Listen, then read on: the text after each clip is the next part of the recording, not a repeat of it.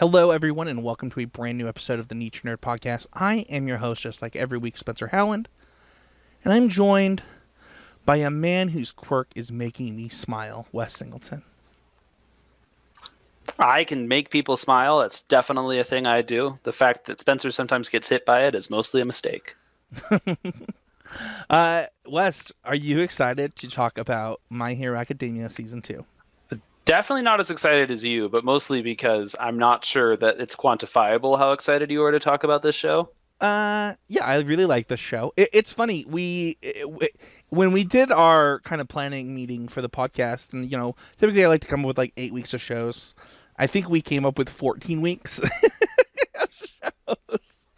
But, we kind of talked about on the podcast how we wanted to scale back at doing seasonal reviews of shows.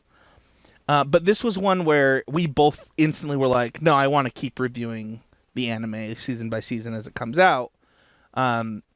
Whereas, like, down the pipeline, we're going to be reviewing all of a few things. Like, a really good example of this is another anime that we're going to be doing a show on in the upcoming weeks is Full Metal Alchemist Brotherhood. And both of us were like, I can't do a season by season. I can't do it. Like, we just got to review the entire show. I don't think I could think of that show as season by season. I think I binged it all in one sitting. Oh, I think Divner and I watched that faster than any show we've ever watched, and she was mad at me because I would only want to watch like 2 or 3 episodes at a time, and she like literally was like, "If you turn off this TV, I'm gonna be mad at you." That's great. But this is one that we watch just when it comes out. I actually watched this show 3 times upon release. I watched the Japanese, the sub. Then I watched the dub when it's released. Then I watched the dub with Devonair. So, like, I have seen every episode of the show at least 3 times already that has been released. But before we get too far into this show, let's do some housekeeping. The Discord is running. It won't matter, unfortunately, because the tournament will have started by the time this podcast is released. But we are running a March Madness bracket challenge. Wes, I expect you to submit a lineup. It's free. It takes literally no time at all. I really do have to decide my method of choosing who's going to win. I haven't decided if it was going to be like mascot pairings, dice roll, or what Pokemon I think their mascot is closest to. There you go. And whether I think they would win in a fight. I still haven't decided, and I really need to. And Spencer's definitely going to get mad at me if I don't. But you should absolutely, even though you'll have missed the opportunity for this event, Spencer is way too fond of giving away free value on our Discord and tournaments, so come join. I really am. Like, whether it's, monthly contests for MTG, whether it's fantasy sports, I just want people to engage, have fun, and just give people value for being a part of the community. So you can also be a part of the community by joining the Patreon over at patreon.com/HeezyGameMedia. It would mean the world to us. It is a great way to support the show. Wes and I will probably just do the show for free for as long as we're enjoying it. But it certainly is, a nice incentive to keep us going. Without further ado, though, let's talk about My Hero Season 2. My Season Academia Hero 2. Yeah, exactly. This, by many people's estimations, is the best season of what many think is the best current shonen anime. And when I say that, I think people have a tendency to really, really like tournament arcs. That's true. Tournament arcs are definitely among the most favorited seasons of just about anything. I think this dates... I'm certain that someone can think of an example of a tournament arc that is older than it, but I feel like most of our love of tournament arcs dates back to either Dragon Ball Z or the Chunin exam in Naruto, depending on which one you encountered first. But tournament arcs are incredible. So for me, tournament. When I think of tournament arcs, I think of OG Dragon Ball tournaments, and I think of the Dark Tournament in Yu Yu Hakusho. And the Dark Tournament is one of the best seasons of anime ever. Like, just ever. But I will say that the tournament arc here, I really hope that as the students go into their next year of of hero school, hero courses, that we It get comes back another. around. Yeah, I really, Yeah. really hope it comes back around. They did set themselves up for that, didn't they? It better. I would They be said so this is a mad if we don't yearly get- thing, or if they just like pass it by in the window, they're like, "And that happened." Todoroki won I'll or be so whatever. disappointed. But yeah, so we get a tournament arc this season, and then, to hype up the season even more, we get to see the flaw in our season 1 villain being brought to light by a villain that has a purpose, and a villain that people can get behind. Yeah, thinking back to our Avatar villains, right? Like, Right. Totally. Tomoro is like an Unalaq villain. He's just like, I'm bad because I can be. And Stain has a lot of. I don't know if we're walking into spoiler territory yet. No but, spoilers yet. No spoilers yet. Sorry. Well, he has a very strong, like charismatic bad guy vibe, and it's important to keep that in mind because that's setting up what's important here. Yeah, and I think that we also see our first hero transformation. A small spoiler. I don't know if that's like a spoiler, but we see our first hero transformation in this show. We see new costumes. We see so much is packed into this season that was really built upon season 1. West, if you could mute your mic for a second. I think that if there's one way that I would hype up or sell season 2 of My Hero Academia, it is, if you had any doubts of this show being good after season 1 for some reason, they will all be wiped away by the end of season 2. You will be hooked. I don't know a single person that has watched My Hero Academia season 2 that did not fall in love. Not double the content with twice the intensity. Yeah, just absolutely everyone who's watched it was like, "Oh yeah, that was good. Like that was a good." I have never met someone who didn't like it. So yeah, I think that season 1 really just scratched the surface of what My Hero Academia has to offer, and like this season was full of full of like character motivations, desperately trying to grow, scrambling over each other to prove themselves.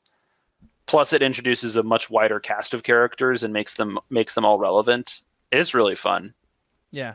Let's talk about our first thoughts. And we're gonna stay spoiler free for a second. I'll go first. The first time I watched My Hero Academia, at the time I was rewatching Yu Yu Hakusho, and I had been watching it on Funimation because I found out that I could just watch my favorite anime on Funimation. And it kept suggesting this show to me. And then I had started recording stuff on Toonami, and it also was like commercials for My Hero. And I was like, that looks really cool. And I kind of talked about this in our season 1 show, but like I was hooked from the very beginning. And I don't think I've ever binged a show faster. That's not true. I think that 13 Reasons Why I technically binged faster because I knew that if I stopped watching that show, I'd never pick it up again.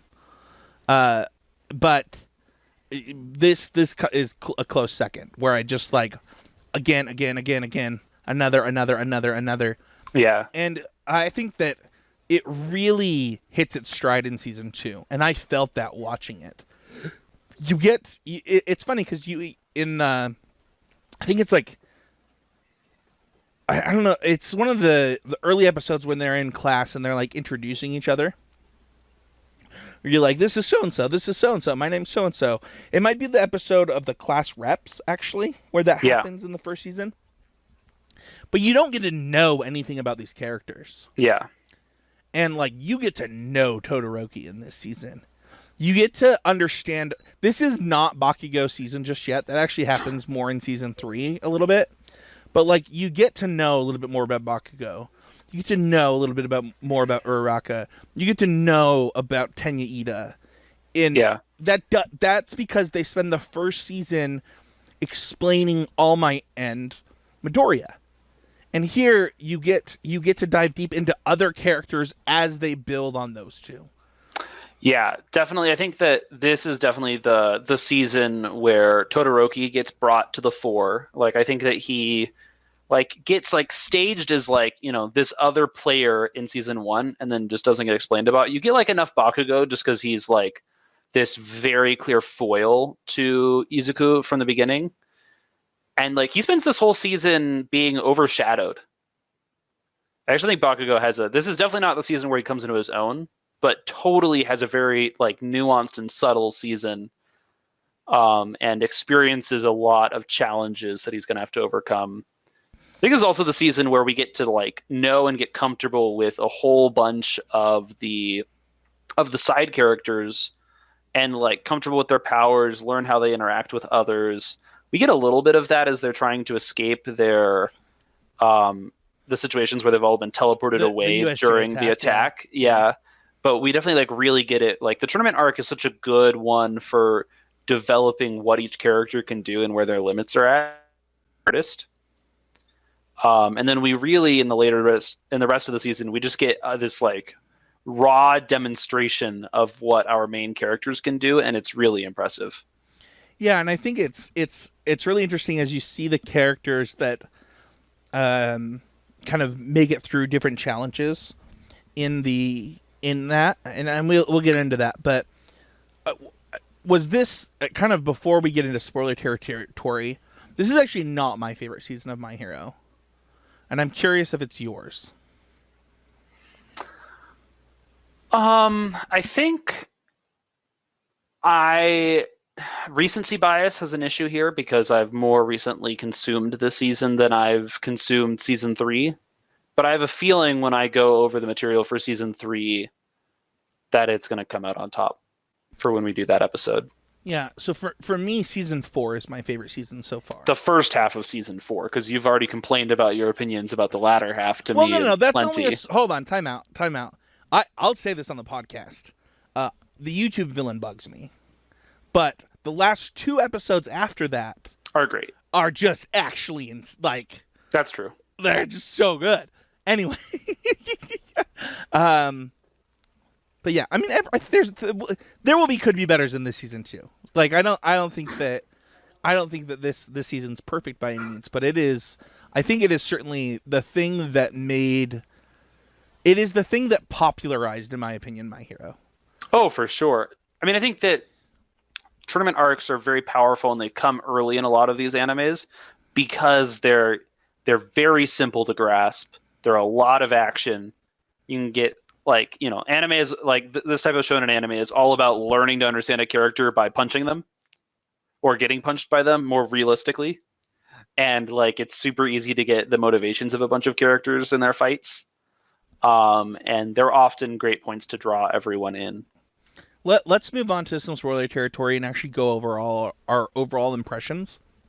And I think that now's a good time to kind of bring up, the character growth of so many of these characters, because that was what this season was, right? Yeah. Whether it's Uraraka, from, wanting to, team up with Midoriya in the cavalry battle to not wanting his help 2 episodes later to picking the hero that she picked to train with.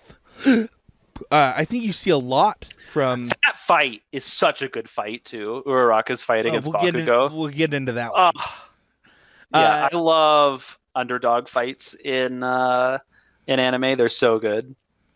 And then you've got Bakugo, who has like this great moment of just being so mad at Todoroki for not like just crying like, why would you do this to me? Yeah. You gave this little shriveled piece of crap your all and won't get like, I'm so mad. And you like really see Bakugo's passion, and then you see Todoroki and learn. I mean, this is Todoroki's season. Like if there is a character that it is their season, as far as like the major players in the hero battle, it's Todoroki's. Totally. But he gets he gets to be front and center 2 of the 3 arcs. Yeah, I think so. I think that my overall impression of this season was that though, just learning and watching characters I mean, we get to see Midoriya grow, but it is very clear that he is also the catalyst for Yes. others growing in this season, and I really like that. Specifically, the way he behaves at the USJ attack, I think, is so important for how everyone approaches their motivations at the beginning of this season. And then as they try and keep pace with them, they understand even more how like I think the concept of acceleration is really clear in this season because everyone starts at these different places, but it doesn't matter where everyone started because it's the speed of their current growth that's going to determine where they land. And everyone's just trying to match his speed of growth all season long, even though many of them start in this place of being so far ahead of him. They learn that they can't rest easy because he's going to catch them so quickly. Yeah, I saw a TikTok the other day that talked about how cool certain moments are of this season, and one of them, I don't know if we have favorite moments in here. I think we have favorite storylines. Yeah, we don't actually have favorite moments, so I'll just throw this one out there. But the part where he wins the first challenge before the cavalry battle without even using his quirk is really, I think, impactful to the story moving forward in this. You know, And I think it's what sets like Deku is this fantastic shonen protagonist because he's so different than all the others because he's not hard-headed. He's determined, but he's very smart. He always like he understands his limits pretty early on and he usually finds a way around them instead of just smashing them open where he can. is there anything I didn't cover or anything you want to cover on your overall impression here? I think that the two things that I think tend to be like the center point to me of this, and they come right in the center of the season. The first is the sudden swing of tone, right? We get this really happy-go-lucky celebratory tournament arc, and then it takes this really like sudden downshift reality strikes moment when Tenya learns of what happened to his brother. And I think it really characterizes what happens the rest of the season. And then the other one being a choice that I think Izuku makes that really resolves him and separates him from the first half of the show and the rest of it. And that's when he's forced to pick a hero name. Yeah, I also think that it's important to note that Izuku could have beaten Todoroki if he didn't push him in that tournament. He probably would have just lost the next round to Bakugo. Those latter fights are all about wanting to fight on the terms they like, on what feels like all out, as opposed to seeking victory at any cost. They all want to win on their terms, they have conditions they want to put around them winning. They want to win in a certain way, which I think is really fascinating and I think really separates those characters from a lot of the other ones where they really want to win. I mean, and even Uraraka has this, right? She's like, if I'm going to win, I want to win on my own merits in my own way, in the way that demonstrates me best, not standing on your understanding of your childhood bully. Childhood best friend, let's be clear. Yeah, sure. I actually think that Tenya's is the same way, right? Like Tenya in his first fight, right, is like, she wanted me to use this gear so that like I wouldn't, like, even he was, had some morality behind his choice. But yeah, I agree with your overall impressions. I think that the season is defined by the first season is defined by the beginning of a hero's journey. Yeah. And this season is defined by the convictions of a hero, might be the best way to put it. Yeah, the am I walking the path I want to be walking, not just am I walking a path. Right, and I think that we see that across a lot of the characters. Yes, absolutely. Let's go on to favorite characters. And I tried to not give you any hints before the beginning of the show, but I want to give you two guesses to guess my favorite character this season, and I will tell you yes or no. Todoroki? It's not Todoroki. Is it Bakugo? It is not Bakugo, and it is not the man above my head. Ah, yes. Okay, well, it's not the top three. So My who is it, favorite Spencer? character, and it is not even close this season, is actually Uraraka. She's so cool all season long. Like she, uh, she is something else as far as like a character that I admire, and I think that it starts with her love for other people. Like it is something that I really appreciate.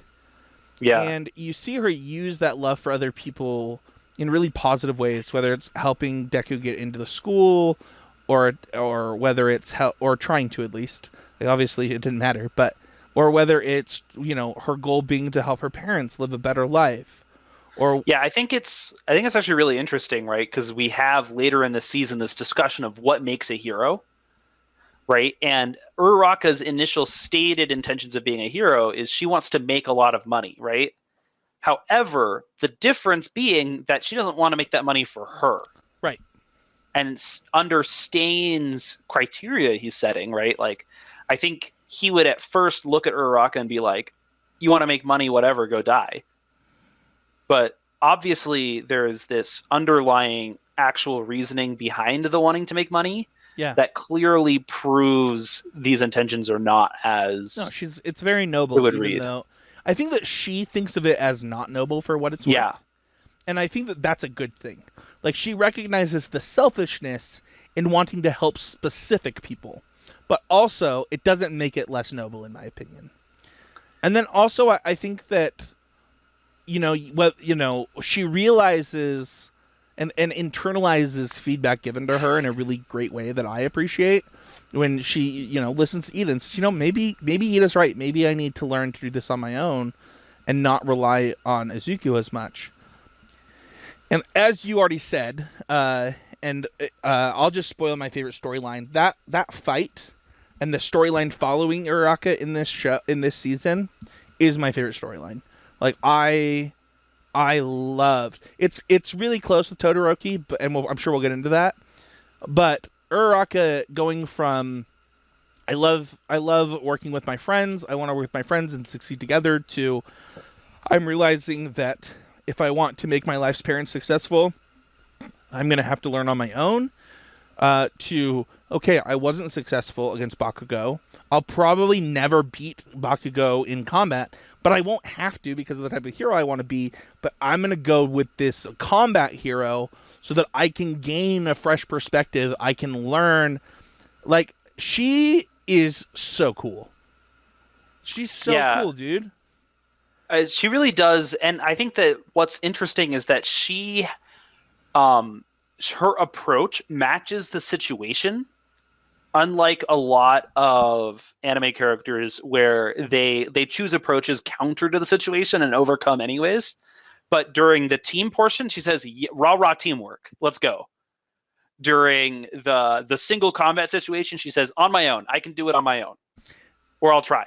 Yeah. Also, And then later, when it's I want to learn from someone, she literally picks who has the most to teach me, yeah. and it's so smart. It makes so much sense. Yeah, I like her a lot. And to go back to the fight, that's that is just such a cool fight. Yeah. Uh, I think it's the true centerpiece of that tournament arc in terms of like fights where I'm actually like on the edge of my seat. well, it's so funny too because like you have you have Eraserhead just like calling out that hero in the crowd. He's just like, "You're an idiot. Yeah. Like I cannot. You should hang up your cape. You should not be a pro hero." And as the audience member, the first time you're watching, you're like, "What is he talking about?" She's like, "What is going on?" And then it reveals itself, and I mean, it's so cool. It's so cool. Yeah. What about you? Who's your favorite character this season? Mine's actually Bakugo. I think that his season is and this is mostly in the first half of the season. I think the latter half of the season up until the final test of the semester, like he gets kind of sidelined during the Stain arc. However, I think that that's an interesting thing for him to have happen to him. But I think that this is the season that actually like Bakugo walks in to the series as this very arrogant, powerful person who wants to achieve things in the most headstrong, straightforward fashion. And he finds that gets results in the beginning of the season, right? He wins the tournament for first years. But in the exact opposite of that meme of the guy like chugging champagne, kissing the girl, and then taking 5th place or whatever, I just can't get the image out of my head of him muzzled, chained to the 1st place. I like when he's yelling at All Might, when he's like, "Don't you touch me with that thing!" He's so committed to this, like, I am the best, but I can't prove it to myself unless everyone attacks me with their best. Because at that point in the season, he doesn't actually believe he's the best anymore. He used to believe he was the best, and that got shaken. It got shattered, really. And he needs to prove this to himself. And I don't know, there's just something about a character who's doing all the right things for the wrong reasons, beginning to process why their reasoning is wrong. That I'm drawn to that. Sure. And it's really, and like, I think that for me, the more interesting is what causes him to begin to reevaluate than when does he actually start getting it right. Awesome. So I want to change our next one because I think we've already talked about like character arcs a little bit. Isn't that funny that this show, because of this season, especially because of how focused it is on like growing as a person, like that's literally what everyone is there to do. Yeah. So rather than talking about our favorite storyline, we have 3 arcs in this season, and I want you to tell me which one is your favorite and why. Between the final exam arc, the Stain arc, and the tournament arc. I don't really think it's close. I think it's the Stain arc. So that's what I thought you were going to say. I have a hot take. I can't stand the Stain arc. Why? I think that... So it is my could be better in that... I don't like Stain. And I think that giving Stain So Stain is right in a lot of ways, but I think Stain the character is just wrong. Like the way that they did Stain, I don't like. Like like he doesn't seem the anti-hero that he's set up to be. Yeah, I just don't empathize with him and don't get him. And maybe that's a personal thing. No, I don't. I think that he's actually. I personally think that he's actually he's a flawed version of what he's set up to be, right? Which is the rebel with a cause. Yeah, but I think he's intentionally set up that way. Partly because I think he isn't played out in that arc. I think he has more to give. Sure. I also think that a big part of why he doesn't live up to all of that is that he's supposed to, like, I think that right, Zahir, right, is, I think, of the shows we've discussed, the best example of this, like, of this perfect villain, right? This villain with a relatable cause, a relatable desire, and untenable means of achieving it. I think that, actually, for what it's worth, I think that both Zahir and what's her name? Kabira. Kavira. Yeah. Kavira. I think they're both better examples. Totally. But I think that they're, like, I don't think we're supposed to, like, you know, my infatuation with Zahir is ongoing, right? Like, sure. I don't think that Stain is supposed to have that. I think he's supposed to have the facade of that. Like, I think the problem is he thinks he is that. Sure. Like, I think he's a caricature of those other characters. And he's allowed to be. I think that that's actually good writing in this case because these heroes in training are heroes in training. They're not being presented, I think, even in this situation, they're not being presented with the actual threat, the actual thing that they'll need to face in the future. I think they're still being presented with a mockery of it, even as this one is real and has hurt people in real life. So what makes it your? I mean, I think it makes it your. I think the reason it's your favorite arc is the reason it's most people's favorite arc, which is that Stain is right. No, Oh, that's not why. I think it's because it's a story of how do you deal with grief. that's a good reason. That I do like that part of this. I also really love Todoroki in the Stain arc.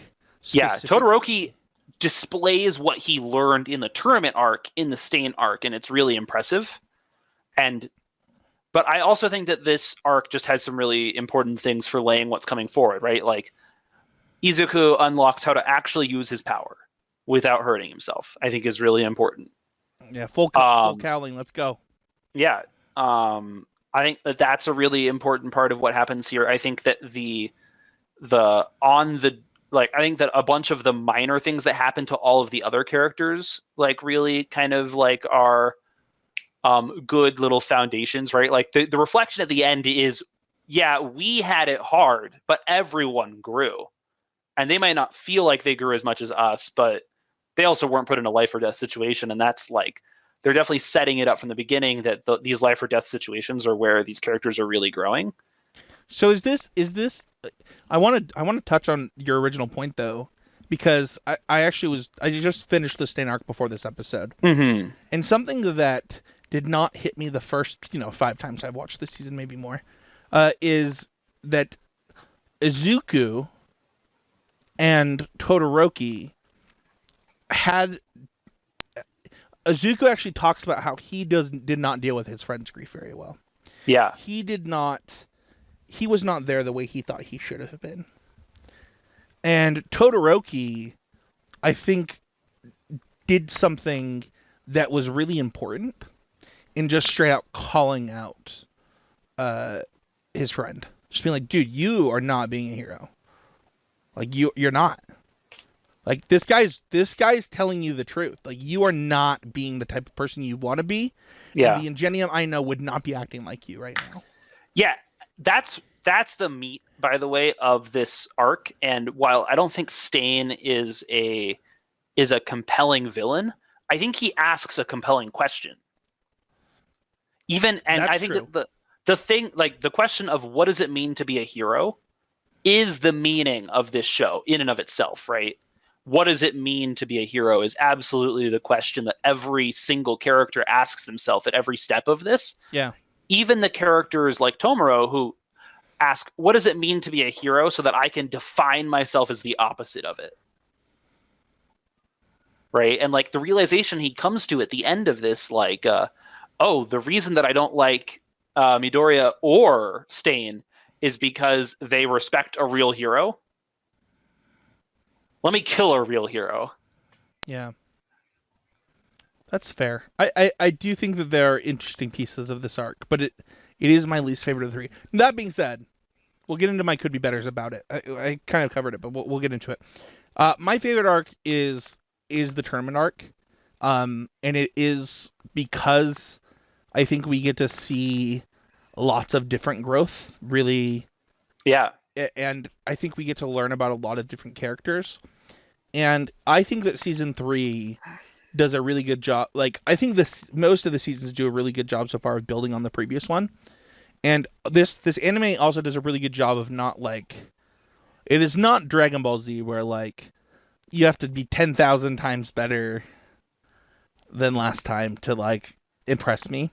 Yeah. Obviously there are moments of that in this anime, but I think that this season is definitely not that way.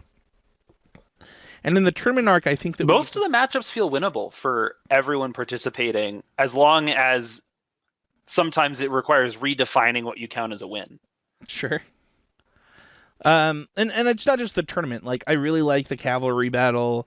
I really like the opening ceremony. Like, I don't know. I also really enjoyed learning about Class 1B. Yeah. Minor spoiler. if you watched the um, if you watched the trailer for season 5, we do learn that a certain somebody does in fact make the hero course because he is in Class 1B competing with Class 1A. Ah. So, and I also think that that is like a really big reason why I'm trying to find his name really quick. Yeah, he's the guy who enthralls people, right? Is that what that word means? Yeah, to like make people your thralls, make people your I can mind. only find his name in Japanese, but he's the purple-haired guy that can take people's minds. Yeah. From Class 1Z. Hitoshi is what it says. But he's a really interesting character. Where he goes to and he goes to show the flaw in what has become like people with showy quirks getting the limelight rather than people with useful quirks or people with just outright. Yeah, he goes to show the flaw in the system, which I really appreciate. Which is interesting because I think that within the context of I think that the reason that the tournament arc isn't my favorite arc of this season is because it doesn't relate to the theme of the show nearly as much, right? It's the question is how strong can I be during this part of the season, when the real question of My Hero Academia is how can I be the best hero I can be. I think he talks about that though, right? Where he totally, but I think that one of the things that All Might proves that it's important about a hero is that he exudes confidence, and that's part of what a showy ability does. Is it shows people that I'm on the scene and I can take charge of the situation, which is fascinating. I think I'm confused. Maybe this will be in your could be betters, and if it is, please save it. But I'm confused as to what you mean by, like, you saying he doesn't have confidence? No, he has confidence, but he doesn't have the ability, or hasn't shown yet to me the ability to reassure people in trouble. I see. But yeah, that is my favorite arc. Let's move on to could be betters. And I've kind of talked about mine. Mine is Stain. I think that. So here's the thing. I see the reaction to Stain on the internet, and the type of person that people think Stain is. They think of him as a killmonger. They think of him as a, as a hero, right? As that's what he is, but he's not that. Like, he's a serial killer. Yeah. And putting him as anything other than a serial killer, I think, is a disservice to his message. And I don't like that.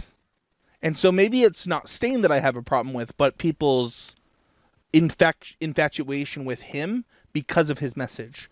You want to do what Midoriya does to that 1B class member. Or no, not to the 1B class member, but to where he gets really mad at, which character is it that he gets mad at for thinking that Stain's motivations are cool? I can't remember. I think it is a class member. I remember what you're talking about. But my point is this: if you left that arc thinking Stain is cool, you are wrong.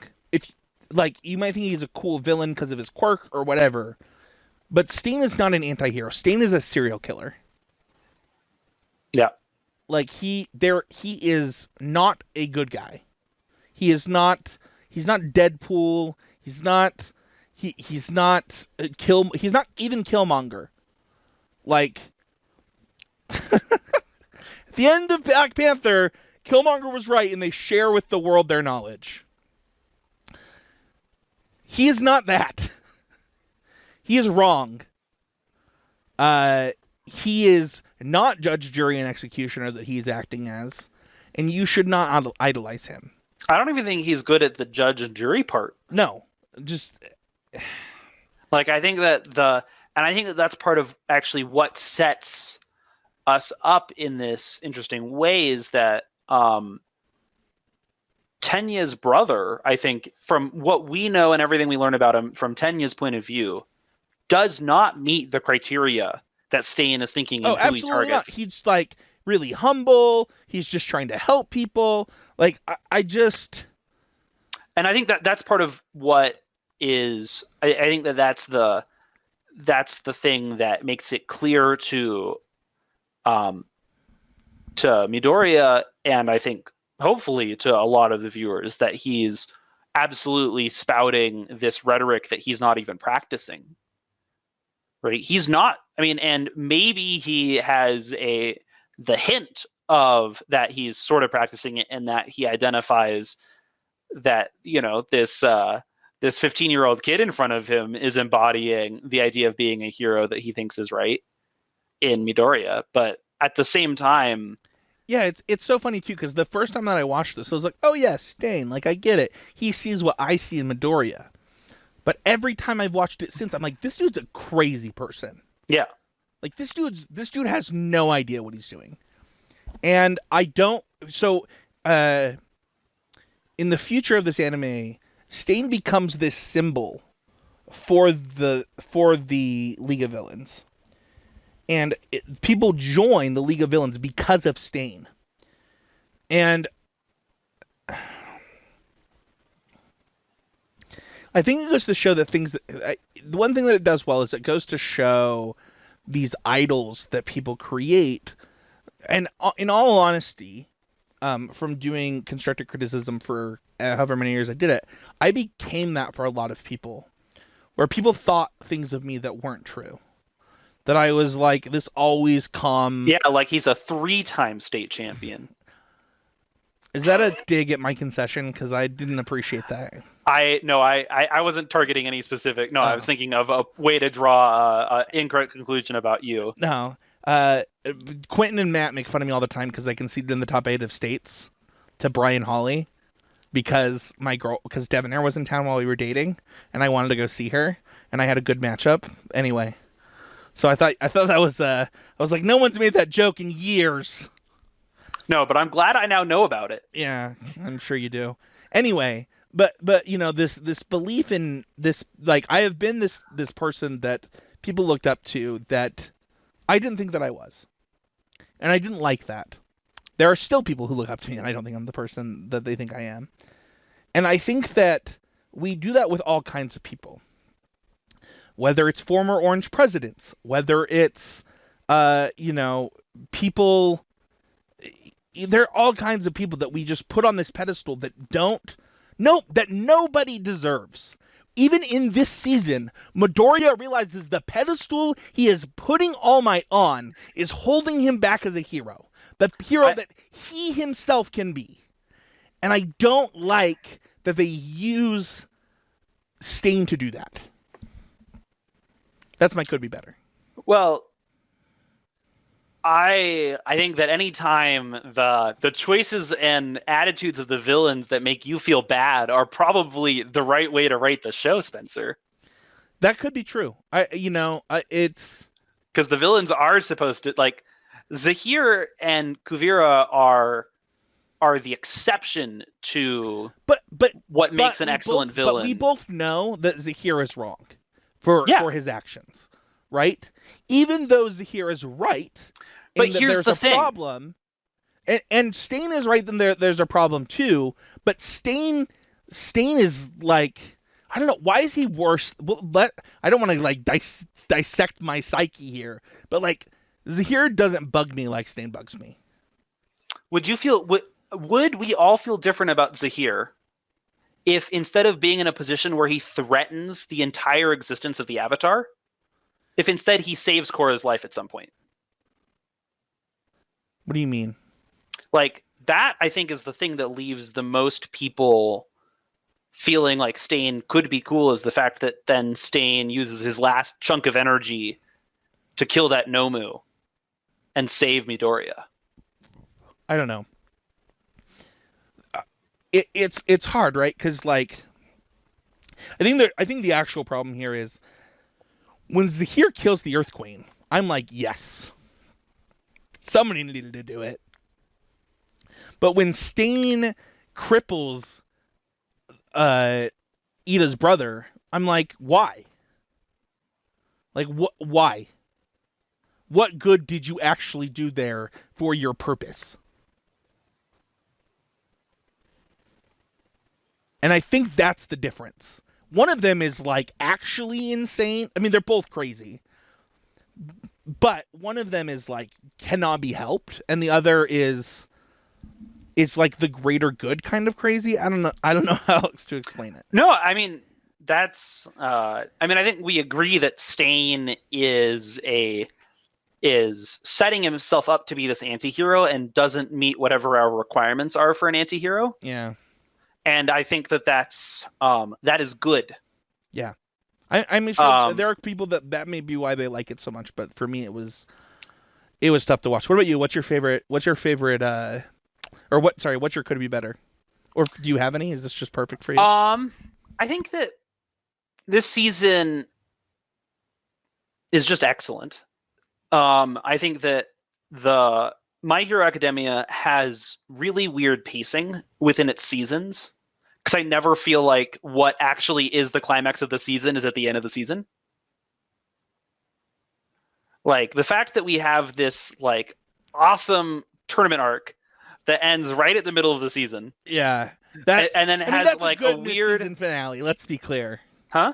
I said that is a good mid-season finale. It's an excellent mid-season finale, but then the fact that we have this slow build-up, kind of slow, because it's only an 8-episode arc, to the Stain climax...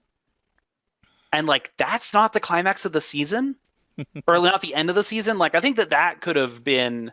Like, the fact that the end of the season is this still compelling, still gripping final exam, but, like, the stakes aren't there, not compared to the previous 2 arcs. Yeah, Fame and Glory, it is part Life of the or problem. Death, I think this is are your grades good? I think this is an anime problem, by the way. Like, I don't think this is the only anime that has this pacing problem. I've been watching Fire Force a lot, and Fire Force also has this problem. In fact, I think Brotherhood sometimes had this problem too, where I'm like, that had to be the season finale, right? And it wasn't, and I'm like, what in the world? To be fair, though, that's just in every episode of Brotherhood problem, where you're like, what? But the thing with My Hero is, like, the next arc, I believe, does need to, in fact, be the beginning of the next season. Yeah, no, I don't deny that. I do think that the last 5 episodes of the season could have easily have come before the Stain arc. But that's not how it happened. In the manga. Which is part of this. Manga doesn't have the same rules that anime does. It doesn't have seasons. Right. It doesn't even really have volumes. Not really. Not in the original way that manga is published, which is in Shonen Jump. Sure. Right, it's literally just chapter by chapter. And the fact that they then have to say, okay, we're going to do 13 or 25 episodes, right, yeah. to do this, and we need to move, and then we're going to set multi-season plot goals, has a big part to do with this. But, like, that's my biggest criticism of the season, is that... Yeah. I just don't end the season feeling nitpicking. like... I like that you're nitpicking because it tells me that you really like the season. To be fair, like, mine's nitpicky too. So, like... My other nitpick might be that we spend our first 12 episodes worrying about who the craftiest, smartest, winneriest fighter is, only to then redefine the rest of the season as who can be the best hero. Yeah. Which I think is great. I think it's actually a really good development because you have to be strong... thoughtful and crafty to be a good hero, but it's the application of those ideals, not the sheer possession of them, that matters. I want to touch on the final arc of this season because we have not talked about it at all, which is because of the nature of the first 2 arcs. But this arc is actually really, really good, and it builds on the last 2 really, really well, where we get to see our heroes in action, taking what they've learned and putting it to the test. Yes. And it also builds on the other characters that we haven't done things with yet. Also, I like the pairings are all Yes, really they're good. all so good. That's exactly what I was going to say. My favorite, by the way, is Todoroki Yes. Oh, yes. and Honestly, Zoro, yeah, yeah. Yazurozu. Oh my gosh, She gets a short end of the stick this season. she does. But I agree. I but agree. that pairing, oh, Yes. such a good episode. Yeah. Against arguably the professor most likely to thrash them. I mean, he lets them win. I mean, he's proven himself a softie at every turn, despite his hard. Yeah, despite his rough edges. I Yeah. love Eraserhead. I love And him so much. Razorhead is he's also exactly calculated in every way, right? Like he's never mean because he wants to. He's never all out because like it feels good, right? Whereas like put the two biggest knuckleheads against the other biggest knucklehead and see what happens is a great matchup. Yeah, I love it. Let's wrap it up with our love it's before the final wrap up. Uh, I'll just kind of rapid fire mine. I actually did a TikTok today on our Heezy Game Media TikTok. I don't know if you saw it, West. Um, when the microwave gets delivered at the beginning of the Steen arc, it says Omozan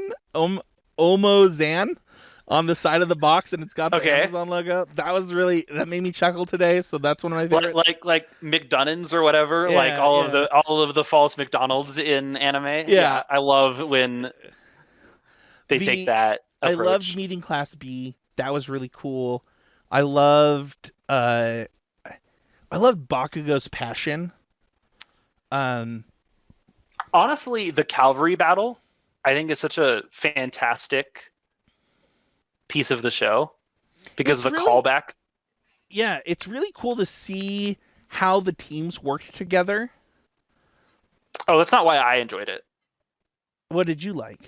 I like the callback to cavalry battles in all of the other slice of life normal high school anime, like Azumanga Daioh. I've never watched a bunch of slice of life animes. Oh, like this is the idea of the two-person carrying one person on their shoulders and like the trying to steal headbands cavalry battle game is a cliche of Japanese high school. That's so cool. I didn't know that. You learn something new every day. Now I want to watch a bunch of slice. I love that part. That's cool. I really loved Ida's first fight where she's like basically using him to sell her gear. That was really cool. I already mentioned I love Uraraka, just the whole thing. I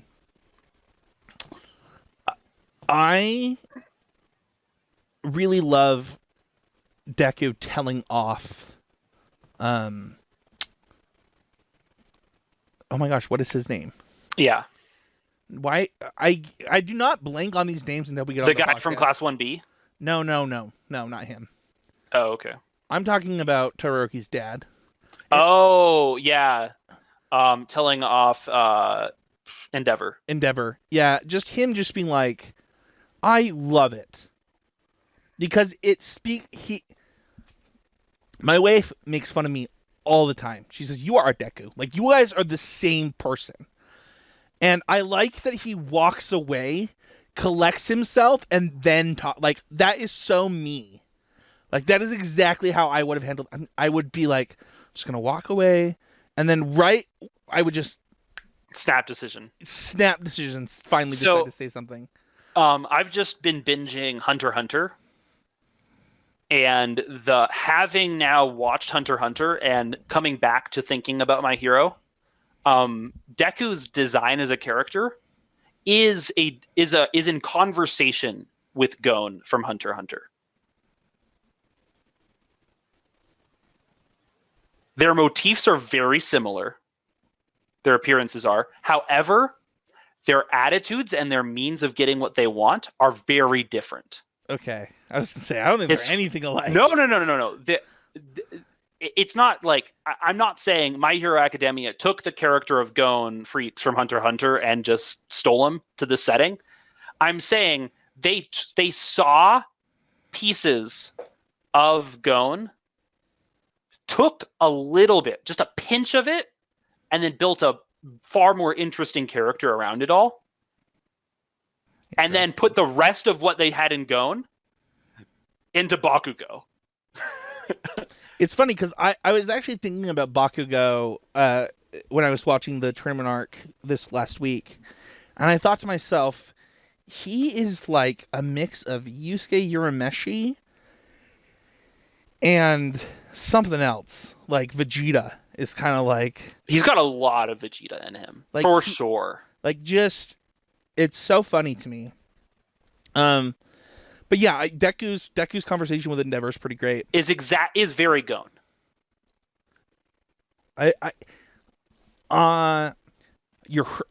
I have a personal relationship with Deku, and you're like hurting my feelings, and I need to like separate myself and like pull. But like, having now watched it, right, an older anime and manga, and like if you don't approach media with the idea that the people who are making media haven't watched... everybody builds on top of other stuff. I think totally, no, like, and I think it's good, but like that attitude of I'm going to stare in the face of someone far more powerful and influential than me and tell them how and why they're wrong according to my morals.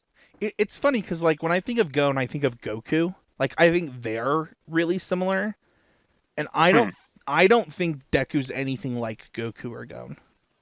No, I don't think so either. In that, like, the pieces of Gon that is Goku, I don't think are the pieces of Gon that is okay.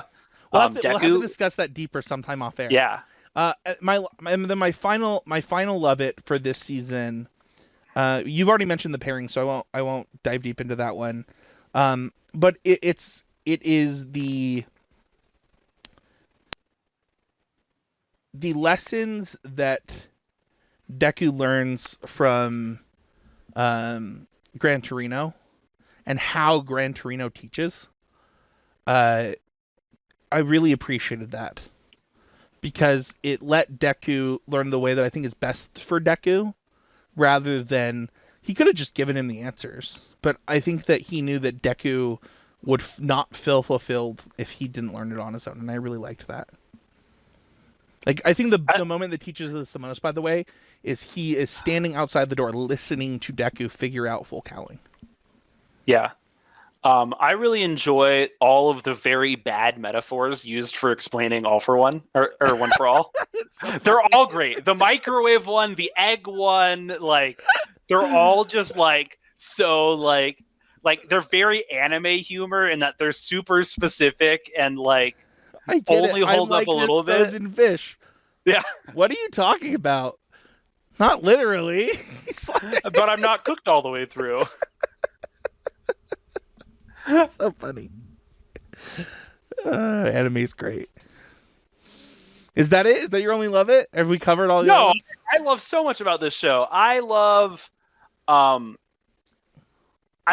when 1A just shows everyone in the race part what's happening, and then 1B is like, show offs. We saved our energy. We're gonna get you real good. And then only like 2 of them make it into the tournament bracket.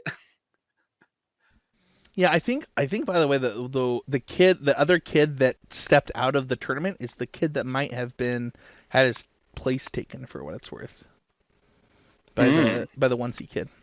Interesting. Because he backed down from a fight. I don't know. But no, I really love the mismatches in the tournament arc, right? Like, not just that one, but like other fights of people who like really don't belong against each other. I really enjoy the exact pairing of Mineta versus Midnight in the like, I think that like if you're going to take Mineta's personality, right, which we've discussed before, has a purpose, you believe, and I'm coming around to it. It does, but I think that like it goes. Sorry, go ahead. I'll let you finish. But I think that very specifically posing him against the character that like indulges his impulses, and then like having him overcome in a way that like requires putting them aside for the moment is very powerful. I think is actually a really interesting moment of growth for him. I think that even in this season, I say this in season 1, but even in this season, they do a good job of explaining why Mineta is problematic. Yeah. And I know that last week a certain skunk was removed from children's platforms by WB, and certain people are really upset about it.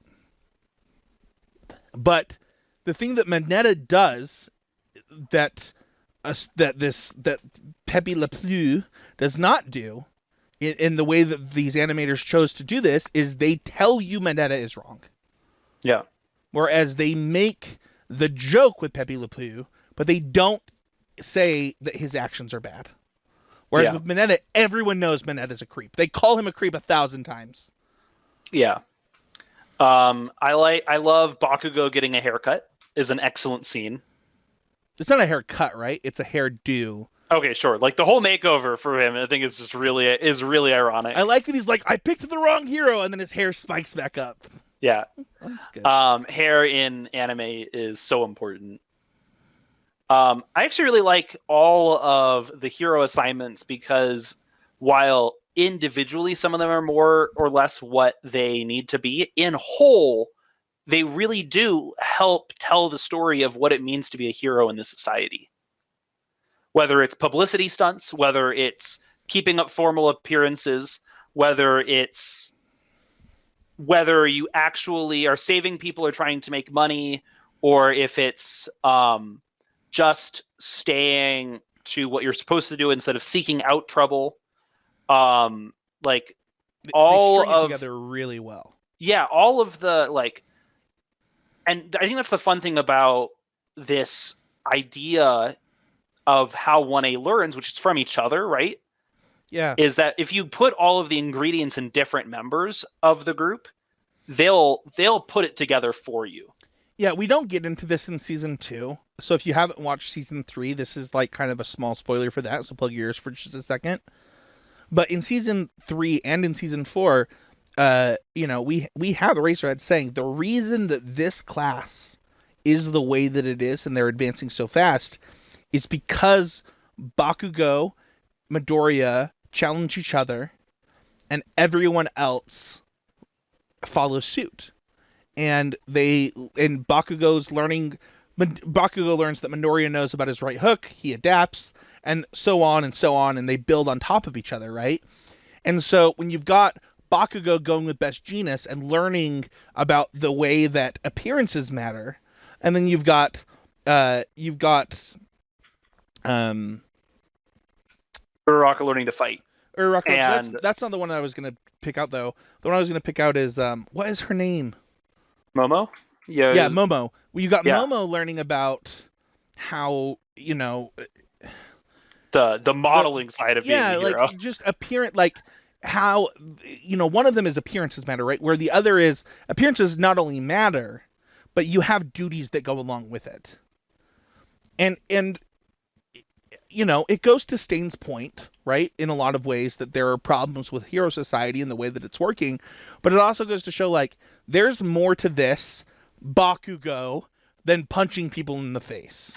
Yeah, and I think that that's the interesting thing is that the idea of being a hero in this society has a lot more to do than strictly winning fights. No, I mean, the hero is... It's a job. All Might is called the symbol of peace. Yeah. Like, I talked about a pedestal earlier, and I can't stand when people put different things on a pedestal, but and even Deku realizes the problem with putting All Might on a pedestal.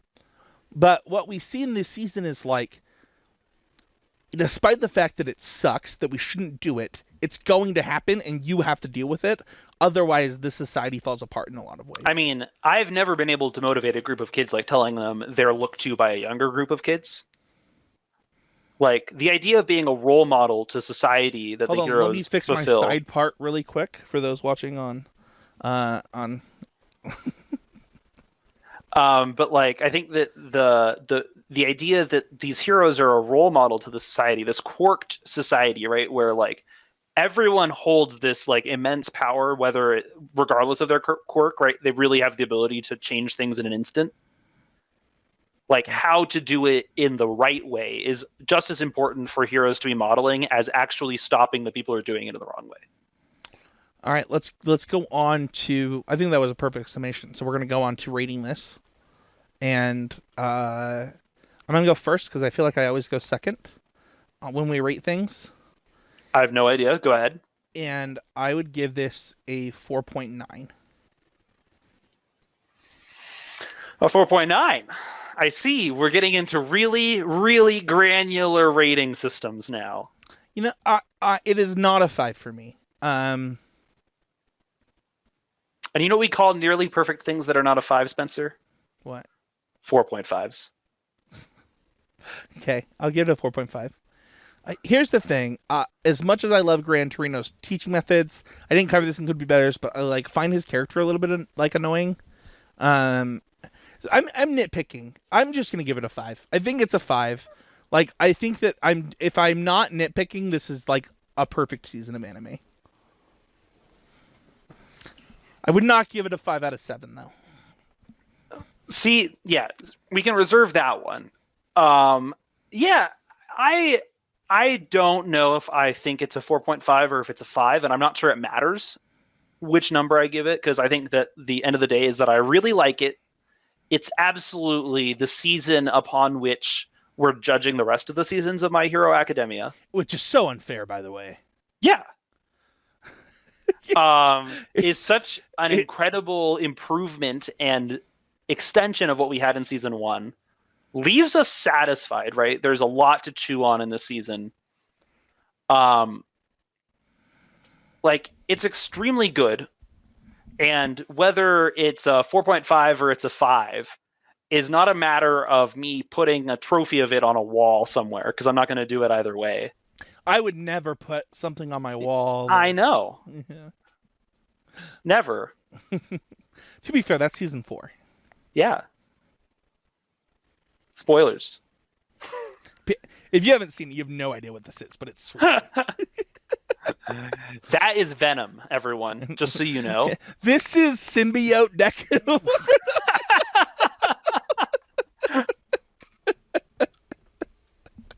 That's actually a really funny joke. I'm losing it. So what are you going to give it? I'm going to give it 4.5. Okay. I think that's fair. I think if it had 100% less Mineta, would you give it a 5?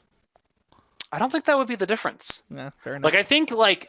I'm glad you've gotten over your Mineta problem. In order for this season to earn a 5 for me, like, I have to feel the same way about this season that I do about Book 2 of Avatar and Book 3 of Korra. Sure. That's fair. Right? Like, or Book 4 of Korra, or, like... but, like, I think that, like, the part of this season that really speaks to me is Tenya's pain and his grief and how people let him handle it. Yeah. And I think that it's probably for the best that the season didn't have more of that in a big way. But that said, there wasn't this like serious questioning to me of who we are and why we are that I think really brings me to the point of like, this is perfect art. Yeah. I think that's fair. Well, I will say this as we wrap up, that if you have not watched this show, you should. My understanding is that this show will be going on for at least 13 seasons, is what the writer is saying that they'll probably end up doing. That feels like such a random number. He said in an interview somewhere that he plans on writing this for that long, So I think we might see all the way till when Midoriya is grown up. So, which I don't think that we've seen in television for what it's worth very much, outside of like maybe Gohan, but you like have time skips, and we might just see that without a time skip here. I think that would be fascinating if we really like went through every excruciating year of his life and he nearly gets thrashed to death every 6 months of his entire life. Like that would be fascinating. Yeah. And would be the requirement for that to meet that sort of thing, right? Because time skips tend to skip over the part where they don't get beaten within an inch of their life. I mean, once Cell's gone, man, what is there to fight for? But no, I think that this, something that has really cool has happened in anime. I've noticed. You got your Attack on Titans, you got your Demon Slayers, you've got your My Heroes. Like when I was a kid in America, we were clawing our way to try and get anime. Like it was tough. It was tough. It was whatever was ever on Toonami. So whatever we could get. Now you can just download Crunchyroll or watch it on And your you're laptop. still expressing, like, even in just the 3 you listed, Spencer, you're not expressing the full scope of what anime has to offer. No, it's funny. Right? Anime has Your Lie in April, it has Azumanga Daioh, it has Strawberry Panic, it has Yaoi Yaoi, like it's got it all. I'm a shonen junkie, man. I know. I don't know what to tell you. I don't know that I would. Is Attack on Titan shonen? Attack on Titan is in the vein of it. Yeah, I don't think it's shonen. I don't think it is shonen, but I think it's still under that action-oriented anime vibe. Sure. It's not sports anime. It's not slice of life anime. It's not romance anime. We'll have to have Mason. Should we do Haikyuu at some point? Yeah, I'm watching it right now. Are you really? I need to start it at some point. Yeah, I'm watching. I tried to start Food Dwarfs with my wife, but she wasn't having it, so I don't know why. She loves cooking shows. I don't know why that one didn't stick with her. Well, there you have it, a brief foray into what we might talk about in the future after our current 8 to 13 week plan. You can follow me at Spencer13H. You can follow West at East_monotone. You can follow the show at Need to Nerd Pod. Like and subscribe if you're watching on YouTube. Leave a review if you are listening on the podcast app, wherever you're listening. It is legit the best way to help the show. Thank you, everybody, so much for listening. West, what are we talking about next week? Do you know? How you didn't cry this episode. To be fair, I did cry during this season, but I wasn't going to talk about it because I knew that I would cry if I did. Also, way to put me on the spot with that, and no wonder I had to stall. Next week, we're talking about... Wait, That Thing I Do? The movie, Thing You Do. In 1 week, you will have watched it, audience. I will have watched it, and we're going to be talking about it. Wes has never seen That Thing You Do. I am so excited to watch this movie again. I will be buying it and watching it, and it is great.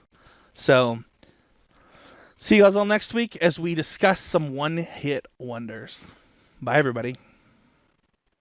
That's a Bill Murray film?